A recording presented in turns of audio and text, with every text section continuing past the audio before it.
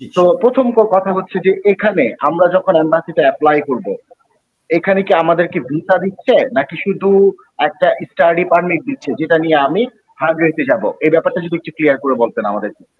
না অবশ্যই আমাদেরকে ভিসা দিচ্ছে এবং আমাদের ভিসার মেয়াদটা থাকবে 3 মান্থস।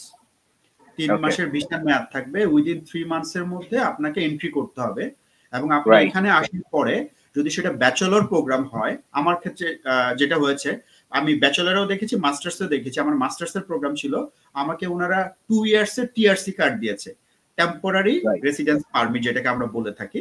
এবং এই ক্ষেত্রে বলে দেওয়া আছে যদি কোনো কারণে আমার কোনো সেমিস্টার এক্সটেন্ড করতে হয়, ওই ক্ষেত্রে 2 বছর হচ্ছে আমার কোর্সের মেয়াদ, যে কারণে আমার 2 বছরের টিআরসি দিয়েছে।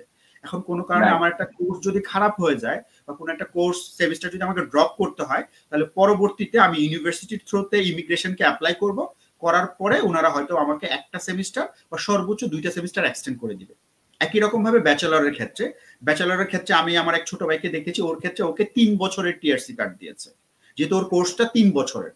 এখন 3 বছরের মধ্যে যদি কোনো কারণে শেষ না করতে পারে, ওর যদি কোনো মানে একদম মেজর কোনো ইস্যুজ না থাকে হাঙ্গেরিতে, সে কোনো ক্রাইম না করে থাকে, তাহলে অবশ্যই সেই ইউনিভার্সিটির থ্রুতে ইমিগ্রেশনের কাছে অ্যাপ্লিকেশন করলে তার টিআরসি কার্ডের মেয়াদ বাড়িয়ে দিবে।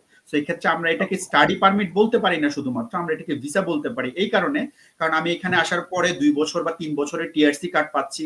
এই কার্ডটা নিয়ে আমি সেনজেন ভুক্ত বাকি যে আরো 28টা কান্ট্রি আছে, সেই কান্ট্রিগুলোতে আমি আমার ইচ্ছা মতো মুভ করতে পারছি।